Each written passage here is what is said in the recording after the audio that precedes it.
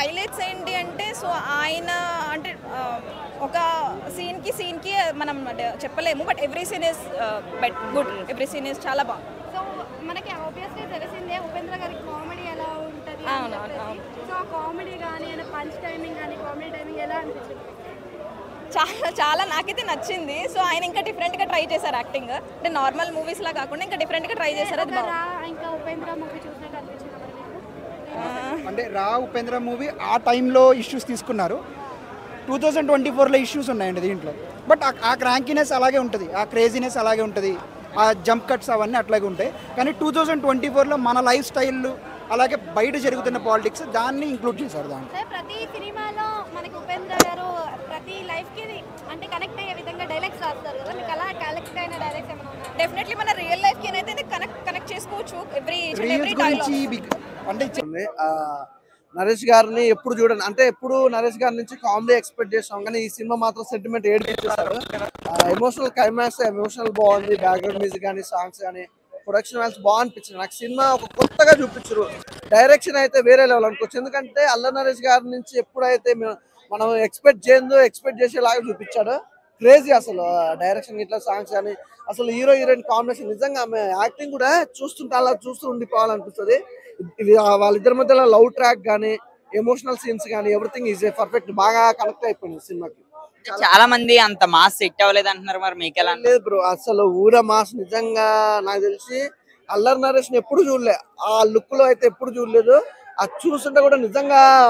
అంటే ఏమంటారు ఊర్లో ఉన్న వాళ్ళు కూడా చాలా మంది పని చేసుకునే వాళ్ళు కూడా అలా ఉంటారు అంత న్యాచురల్ గా ఉన్నాం మంచి అంత న్యాచురల్ యాక్టింగ్ కూడా చాలా డిఫరెంట్ గా అనిపించింది నాకైతే సినిమా సో యూఐ ఎలా ఉంది సినిమా బాగుంది బ్లాక్ బాస్టర్ ఇంకా ఏం చెప్తాను చెప్పు సినిమా ఫెంటాస్టిక్ గా ఉంది ఇంకంతే నువ్వు ఒక 2 నిమిషాలు టైం ఇచ్చావు ఇంకా రచ్చలేదు నాకు ఉపేంద్ర గారు ఎలా చేశారు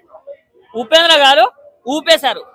నెక్స్ట్ లెవెల్ అసలు నెక్స్ట్ లెవెల్ అనిపించింది మూవీ మాత్రం గట్టిగా ఉన్నదంటే కదా ఉన్నదా గట్టి కాదు నాది చాలా పెద్దది నీది కంటే వాడిది చిన్నలాగా ఉంది అంటే ఈ సినిమా కంటే ఇంతకు ముందు వచ్చిన సినిమాలు చిన్నవి అన్నట్టు ఇండైరెక్ట్ గా చెప్పేశాడు అన్న కంబ్యాక్ అనిపించింది కంబ్యాక్ కాదు హిస్టరీ క్రియేట్ చేసే కంబ్యాక్ ఉప్పి సారీస్ బ్యాక్ ఆగరా 2 నిమిషాలు ఆగరా బ్రో అన్న ఎలా ఉంది అన్న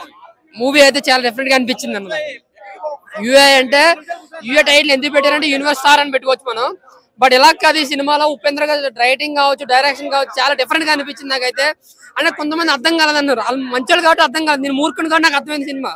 మూర్ఖులకి అర్థమవుతుంది సినిమా మంచులకి అర్థం కాదనమాట అంత డిఫరెంట్ గా ఉంది ప్రతి సినిమా లాగా మనం టైటిల్ వేసో ఎలివేషన్ పెట్టో ఆ ఇంటర్వల్ టిస్ట్ క్లైమాక్స్ పెడితే దాన్ని ఉపేంద్ర సినిమా ఎందుకంటారు ఇది ఉపేంద్ర సినిమా దీని క్లైమాక్స్ ఉండదు ఇంటర్వెల్ ఉండదు దట్ ఈజ్ ఉపేంద్ర నచ్చే సినిమా చూడాలి డైరెక్షన్ డైలాగ్స్ బాగుంది అన్న సొసైటీ ఏం జరుగుతుంది ఎలా ఉంది అనేది రియాలిటీగా చూపించారు రియాలిటీని చూపించారు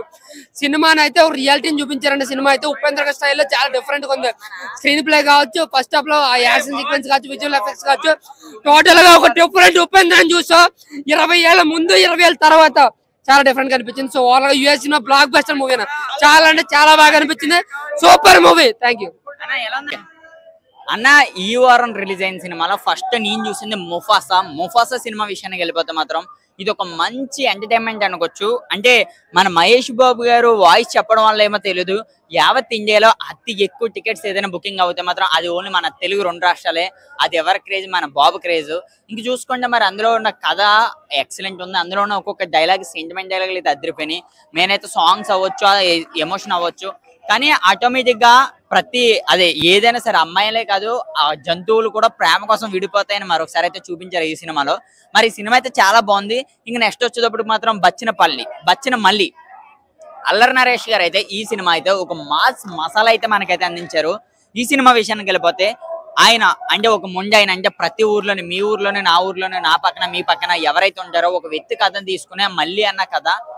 అన్న కథని డైరెక్టర్ గారు అయితే చాలా క్లారిటీగా అయితే మనకైతే వివరించారు ఇంక విషయానికి వెళ్ళిపోతే ఈ సినిమా కథ అయితే చాలా చాలా చాలా బాగుంది ఇంకా చూసుకోండి ఇందులో ఉన్న సాంగ్స్ అవ్వచ్చు బీజిఎంస్ అవ్వచ్చు కథ అవ్వచ్చు స్క్రీన్ ప్లే అయితే అదిరిపోయింది అల్లరి నరేష్ గారికి ఇది మరొక కంబ్యాక్ అనుకోవచ్చు ఇంకా తర్వాత చూసుకుంటే ఉపేంద్ర